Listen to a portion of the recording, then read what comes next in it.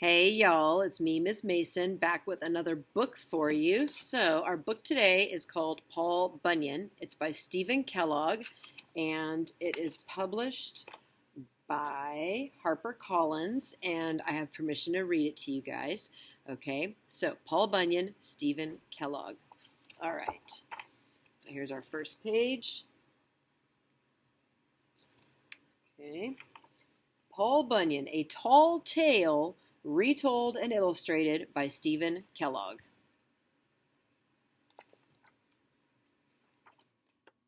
From my heroic nephew, Steve Hoffman. Okay. Paul Bunyan was the largest, smartest, and strongest baby ever born in the state of Maine. Even before he learned to talk, Paul showed an interest in the family logging business. He took the lumber wagon and wandered through the neighborhood collecting trees. Okay, so there he is as a big baby. And with the wagon collecting trees.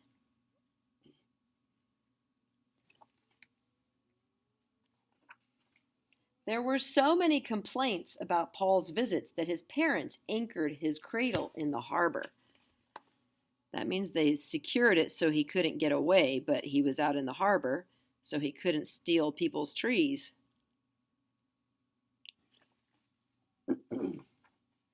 All was well until Paul started rocking the cradle and stirring up waves.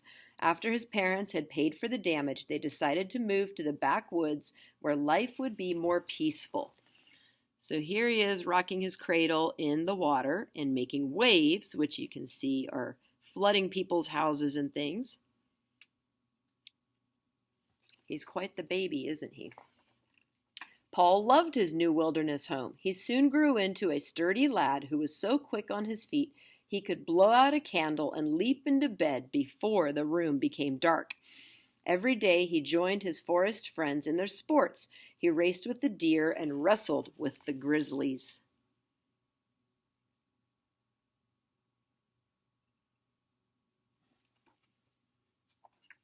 One morning, Paul awoke to find the world under a blanket of blue snow.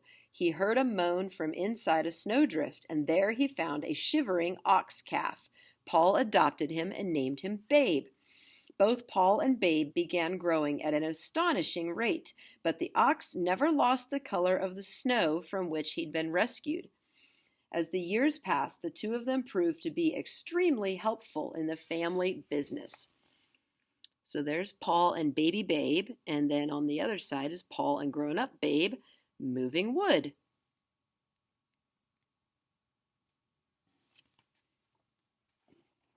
At 17, Paul grew a fine beard, which he combed with the top of a pine tree. By this time, other settlers were beginning to crowd into the Maine woods. Paul felt an urge to move on. He said goodbye to his parents and headed west. Paul wanted to cross the country with the best lumbering crew available. He hired Ole, a celebrated blacksmith, and two famous cooks, Sourdough Slim and Cream Puff Fatty. Then he signed up legendary lumbermen like Big Tim Burr, Hardjaw Murphy, and the 7 Hackett brothers. Okay, so there he is with his beard, combing it with a pine tree. And you can see all the wagons coming in. And then you can see his crew that he's hired.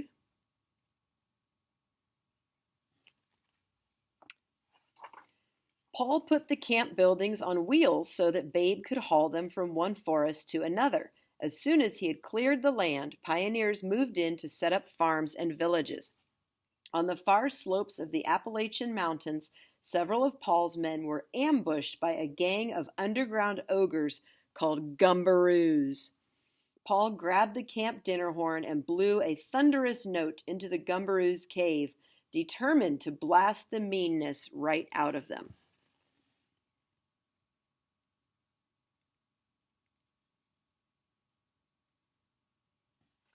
Okay.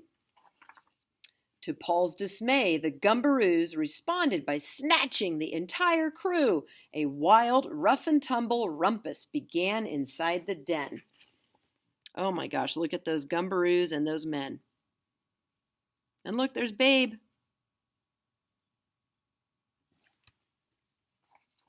When that historic tussle was over, the Gumbaroos needed 6 weeks to untangle themselves. They disappeared into the depths of the earth, and they've never been heard from since. Whew. Paul's next job was to clear the heavily forested Midwest. He hired armies of extra woodsmen and built enormous new bunkhouses. The men sailed up to bed in balloons and parachuted down to breakfast in the morning. Unfortunately, the cooks couldn't flip flapjacks fast enough to satisfy all the newcomers.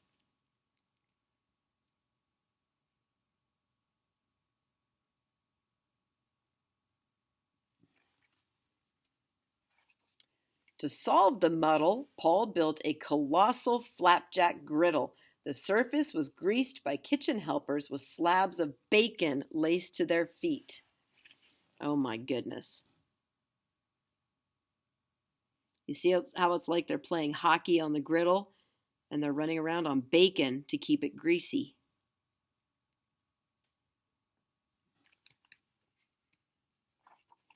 Every time the hot griddle was flooded with batter, it blasted a delicious flapjack high above the clouds. Usually the flapjacks landed neatly beside the griddle, but sometimes they were a bit off target. Paul took a few days off to dig the St. Lawrence River and the Great Lakes so that the barges of Vermont maple syrup could be brought to camp. Okay, so flapjacks are another word for pancakes. So you can see the giant pancakes flying up and not always landing right. And there's Paul digging out the Great Lakes. Fueled by the powerful mixture of flapjacks and syrup, the men leveled the Great Plains and shaved the slopes of the Rocky Mountains. They probably would have sawed the peaks themselves into logs if a blizzard hadn't suddenly buried the entire mountain range.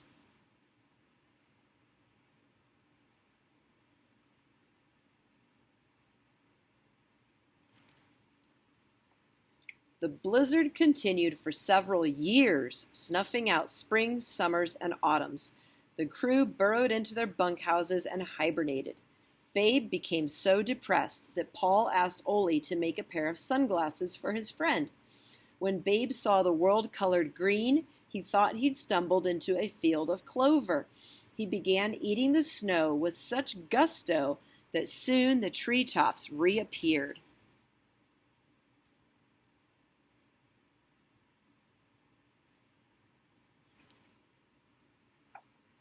At that point, all those pent-up springtime simply exploded, dissolving the storm clouds and the remaining snow.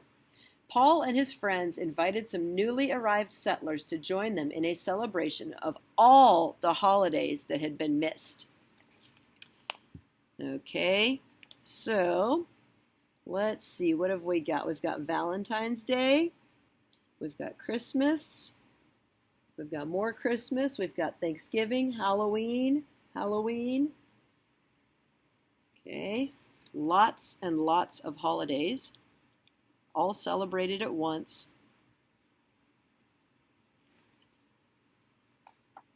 After the festival, the lumberjacks continued their journey, but as they headed southwest, the blistering sun and giant Texas varmints proved to be more of a problem than they had expected.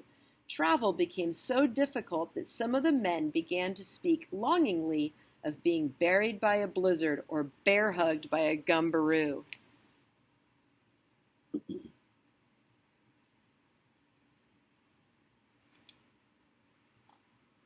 While crossing Arizona, the griddle curled up like a burned leaf and the batter evaporated. Deprived of their flapjacks, the lumbermen became weak and discouraged. Paul's great axe fell from his shoulder, gouging a jagged trench, which today is known as the Grand Canyon.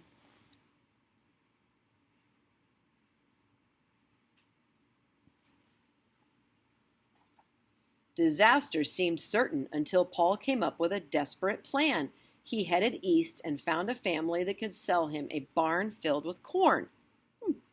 Babe galloped it back across the desert. When the flaming sunrise hit that barn, it exploded, and the lumbermen awoke to find themselves in a raging blizzard of popcorn. Dizzy with joy, they pulled on their mittens and began blasting each other with popcorn balls.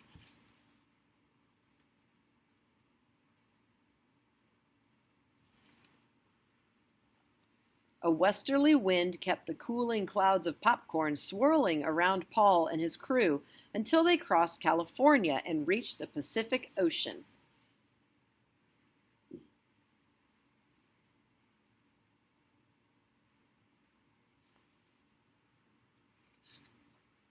After he had crossed the country, some say that Paul gave up lumbering and rambled north searching for new areas of untouched wilderness. With the passing years, Paul has been seen less and less frequently.